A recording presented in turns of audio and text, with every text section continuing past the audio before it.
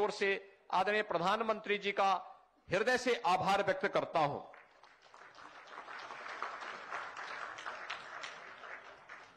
हम सब इस बात को जानते हैं कि एक नए पर्यटन की शुरुआत है। पिछले 3 दिनों से एमबी गंगा विलास से आए हुए यात्रियों ने काशी और उसके आसपास के क्षेत्रों का भ्रमण किया। एक एक बात को लेकर के बड़ी गंभीरता और गहराई के साथ जानने की एक उत्सुकता थी और काशी विश्वनाथ धाम का कल का कार्यक्रम, जो इस सबसे बड़े रिवर क्रूज से जुड़े हुए यात्रियों के स्वागत सम्मान के लिए कल आयोजित किया गया था, वो अपने आप में एक ऐतिहासिक रहा है। आज आदरणीय प्रधानमंत्री जी ने जिस कार्यक्रम का शुभारंभ करने जा रहे हैं, इस सबसे बड़े रिवर क्रूज को आगे बढ़ाने, इन नमामि गंगे परियोजना की सफलता की एक नई ऊंचाई को प्रदर्शित करता है। विगत 5-6 वर्षों के अंदर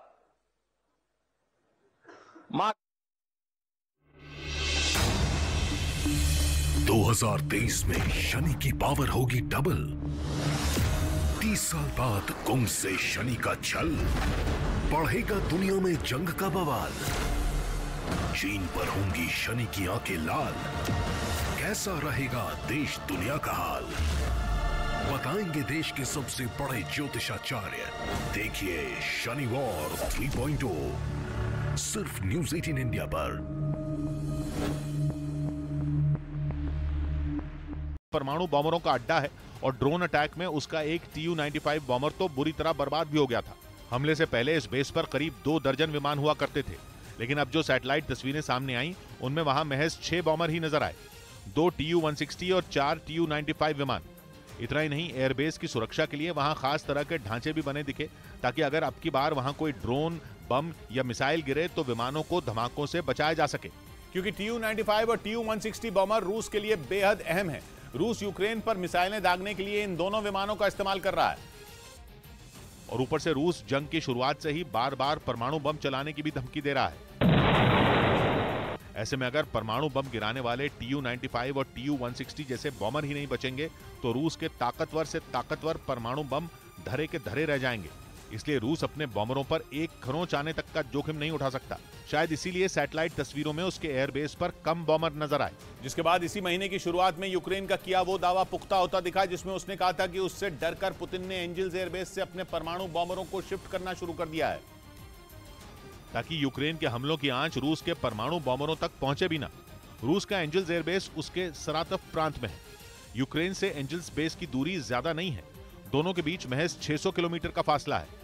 मतलब यूक्रेन के लिए रूस के इस हवाई अड्डे को निशाना बनाना मुश्किल नहीं। और फिर दिसंबर में एयरबेस पर हमला हो भी गया था, लेकिन हमले के करीब 1 महीने बाद कुछ दिन पहले यूक्रेन ने दावा किया था कि रूस ने एंजिल्स एयरबेस से अपने कम से कम 6 Tu-95 परमाणु बॉम्बर शिफ्ट कर दिए हैं। कहा गया कि रूस ने Tu-95 परमाणु बॉम्बरों को अपने अमूर प्रांत के एक एयरबेस पर भेज दिया है, जो कि उसके एकदम पूर्व में है। और रूस के अमूर का एयरबेस यूक्रेन की सीमा से 6000 किलोमीटर से भी ज्यादा दूर है। इधर सरकार के सूचना और प्रसारण मंत्रालय ने 6 और यूट्यूब चैनलों को बैन कर दिया। आरोप है कि ये यूट्यूब चैनल लोगों को फर्जी खबरें दिखा रहे थे, जिनके 100 से ज्यादा वीडियो की जांच की गई, जिसमें पाया गया कि उन सभी वीडियो में दिखाई गई खबरें फर्जी हैं। जिसके बाद सरकार के सूचना और प्रसारण मंत्रालय ने इन 6 यूट्यूब चैनलों के खिलाफ कार्रवाई करते हुए उन्हें बैन कर दिया। उधर ग्रीस ने पिछले हफ्ते एजियन सागर में हुई घटना की शिकायत यूरोपियन यूनियन से कर दी और कहा कि इस तरह की घटना की वजह से नेटो के 2 देशों के बीच तनाव बढ़ सकता है। तुर्की और ग्रीस दोनों एजियन सागर पर कब्जा करना चाहते हैं और इसी चक्कर में पिछले हफ्ते दोनों देशों के कोस्ट गार्ड के जवान आमने सामने आ गए थे। उस घटना का एक नया वीडियो सामने आया, जिसमें तुर्की का एक छोटा जहाज बेधड़क होकर एजियन सागर में घुसा और धड़धड़ाते हुए ग्रीस के जहाज के सामने से गुजर गया। यानी तुर्की ने आंखों में आंखें डालकर ग्रीस को ललकारा, जबकि पुराने वीडियो में किसी फिल्मी सीन की तरह ग्रीस का जहाज तुर्की के जहाज का पीछा करता दिखा था।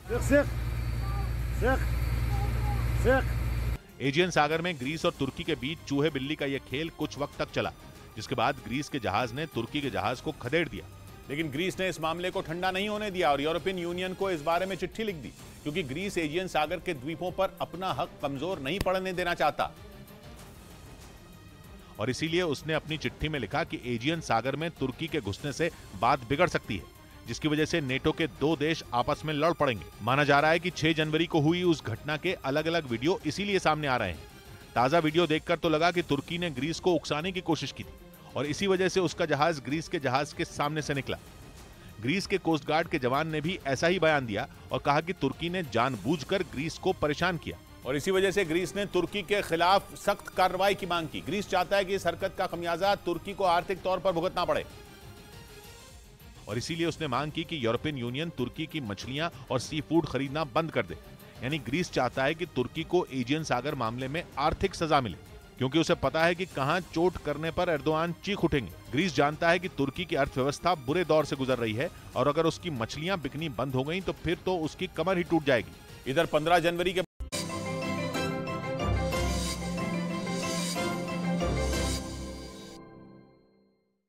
आज फिर से काशी एक नई पहचान के साथ आगे बढ़ रहा है। एक भारत श्रेष्ठ भारत की इस परिकल्पना को साकार करने के इस अभियान के अवसर पर एक बार फिर से हृदय से उत्तर प्रदेश वासियों की ओर से आभार व्यक्त करते हुए इस पूरी यात्रा के प्रति उत्तर प्रदेश शासन की ओर से अपनी शुभकामनाएं व्यक्त करता हूं। धन्यवाद। जय हिंद। बहुत बहुत धन्यवाद माननीय मुख्यमंत्री महोदय। हम सब ने पिछले वर्षों में काशी को बदलते नित्य नया सुंदर रूप धारण करते हुए देखा है। माननीय प्रधानमंत्री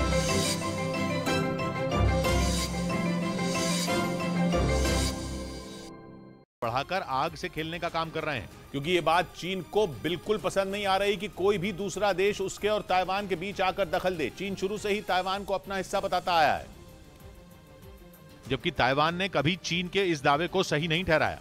और इसी बीच उसने ये मिलिट्री ड्रिल की, जिसका एक वीडियो भी सामने आया, जिसमें गाओशोंग शहर के एक नेवल बेस पर ताइवान के कुछ सैनिक टारगेट पर सटीक निशाना साधने का अभ्यास करते नजर आए।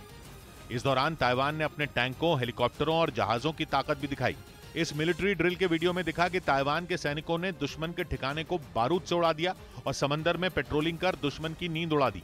उधर तालिबान सरकार के महिलाओं पर लिए गए कुछ फैसलों पर विरोध जताते हुए ऑस्ट्रेलिया के क्रिकेट बोर्ड ने अफगानिस्तान के खिलाफ होने वाली वनडे सीरीज को रद्द कर दिया, क्योंकि तालिबान सरकार ने महिलाओं पर कई तरह के प्रतिबंध लगाए हैं। ऑस्ट्रेलिया और अफगानिस्तान के बीच 3 मैचों की वनडे सीरीज मार्च में यूएई में खेली जानी थी, लेकिन ऑस्ट्रेलियाई क्रिकेट बोर्ड ने अब इसे रद्द करने का फैसला किया। इधर खबर है कि बिहार में मकर संक्रांति के बाद मंत्रिमंडल विस्तार हो सकता है और उपेंद्र कुशवाहा को राज्य का दूसरा डिप्टी सीएम बनाया जा सकता है। फिलहाल इस बात की सिर्फ चर्चा है, लेकिन अगर ये खबर सच हुई तो फिर तो रहा है हॉस्पिटलिटी के नए युग का आरंभ। प्रथम बार पर्यटकों को मिलेगा रिवर बैंक का अनमोल अनुभव। वाराणसी डेवलपमेंट अथॉरिटी का एक उपक्रम टेंट सिटी। गंगा तट के 30 हेक्टेयर्स के प्लॉट्स को 2 हिस्सों में डेवलप किया गया है। पवित्र गंगा मैया की गोद में बसा है टेंट सिटी। यहाँ बनाए गए भव्य विलास से मिलती है वाराणसी की आध्यात्मिक भव्यता की झांकी। कुल 600 से अधिक टेंट्स की क्षमता वाले टेंट सिटी में है 4 प्रकार के अलग अलग स्तर के कॉटेजेस, 800 मेहमानों की स्वागत क्षमता युक्त कॉन्फ्रेंस फैसिलिटी, कैफे और डाइनिंग हॉल की सुविधा, शाकाहारी तथा शराब मुक्त परिसर, स्वच्छता पर विशेष ध्यान, पर्यटकों को घाट से लाने और ले जाने के हेतु नौका सेवा, घाटों से नौका द्वारा केवल 10-15 मिनट की दूरी, उत्कृष्ट कोटि की सुविधाएं, अतिथि सत्कार के सर्वोच्च मानदंडों का पालन और पैकेज के विविध विकल्प, जिससे होती है आध्यात्मिक वैभव की अनुभूति। टेंट सिटी का निर्माण होने से देश विदेश से बड़ी संख्या में पर्यटक इसका लाभ पाएंगे, जिससे वाराणसी के पर्यटन विकास को बढ़ावा मिलेगा। साथ ही स्थानिक रूप से रोजगार में भी वृद्धि होगी। वाराणसी में विरासत और विकास की अविरत गंगा बहती है। इसी विषय में आदरणीय प्रधानमंत्री जी ने कहा था, साथियों, ये भी सिर्फ संयोग नहीं है कि जब भी काशी ने करवट ली है, कुछ नया किया है, देश का भाग्य भी बदला है। काशी में चल रहा विकास का महायज्ञ आज एक नई ऊर्जा को प्राप्त कर रहा है। जीवन की सार्थक यात्रा पर निकले पर्यटकों की सेवा में आज टेंट सिटी का लोकार्पण हो रहा है भारत के माननीय प्रधानमंत्री श्री नरेंद्र मोदी जी के कर कमलों से, जिसके लिए हम आदरणीय प्रधानमंत्री जी का हृदयपूर्वक धन्यवाद करते हैं।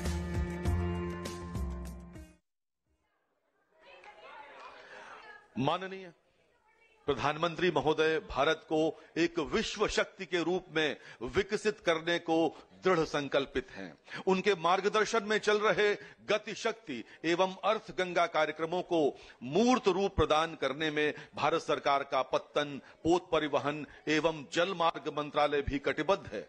इसी क्रम में मैं माननीय प्रधानमंत्री महोदय से अनुरोध करूंगा कि कृपया बटन दबाकर हल्दिया मल्टी मॉडल टर्मिनल एवं उत्तर प्रदेश की 4 सामुदायिक जेटीज का लोकार्पण तथा बिहार की 5 सामुदायिक जेटीज का शिलान्यास करने की कृपा करें।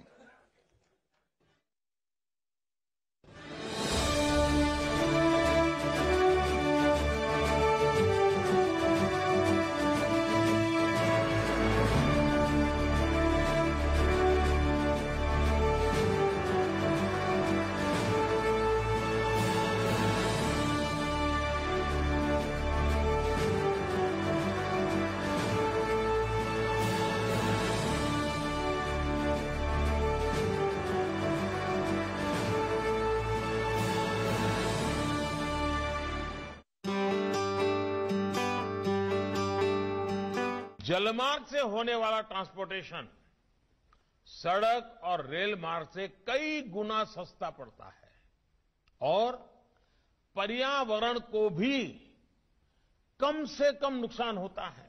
भारत में अनेक नदियां बहती हैं जो जल परिवहन के लिए उपयुक्त हैं। इसी के आधार पर प्रधानमंत्री जी ने भारत में नदियों पर जलमार्ग की अवधारणा की है, जो देश के कई भागों को जलमार्गों के द्वारा जोड़ने में सफल हुआ है। इसके फलस्वरूप समूचे देश में जलमार्गों के जाल माध्यम से जल यातायात में वृद्धि हुई है। व्यापारी वर्ग को ध्यान में रखते हुए IWAI द्वारा राष्ट्रीय जलमार्ग 1 पर मल्टी मोडल टर्मिनलों का निर्माण किया गया, जिसमें से हल्दिया मल्टी मोडल टर्मिनल प्रमुख है।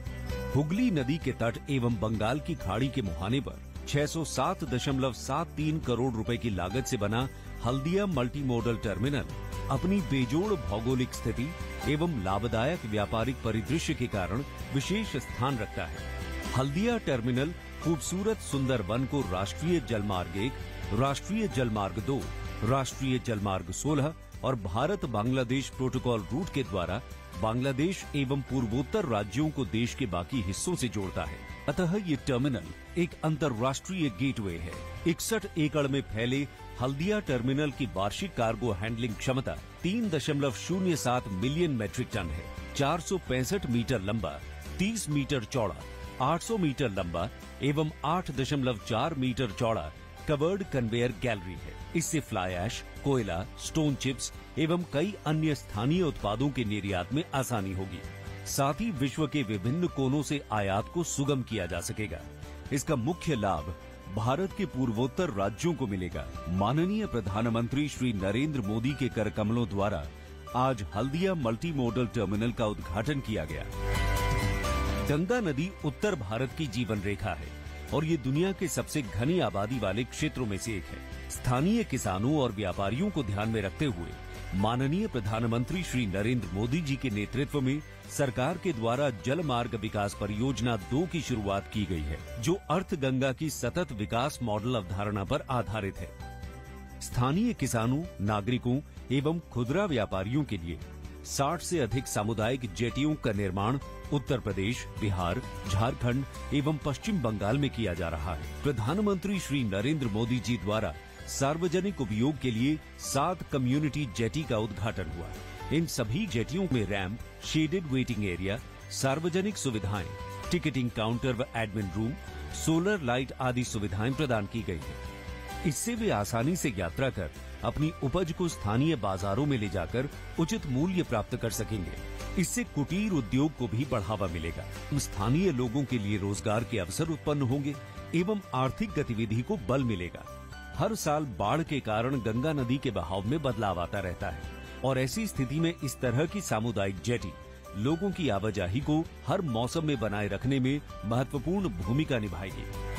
प्रधानमंत्री श्री नरेंद्र मोदी जी द्वारा सार्वजनिक उपयोग के लिए उत्तर प्रदेश में 4 सामुदायिक जेटी का उद्घाटन किया गया। साथ ही साथ बिहार में 5 सामुदायिक जेटी का शिलान्यास किया गया है। सामुदायिक जेटी विशेष रूप से वाराणसी जैसे स्थानों में स्थानीय पर्यटन के अवसरों को विकसित करने में मदद करेंगे। इससे जल पर्यटन को भी भारी बढ़ावा मिलेगा। सामुदायिक जेटियों के निर्माण से जहां स्थानीय व्यापारियों, किसानों और नदी के किनारे रहने वाले आम लोगों के चेहरे पर मुस्कान आएगी, वहीं मल्टी मॉडल टर्मिनल के निर्माण से देश विदेश के व्यापारियों को देश में निवेश के अवसर प्राप्त होंगे।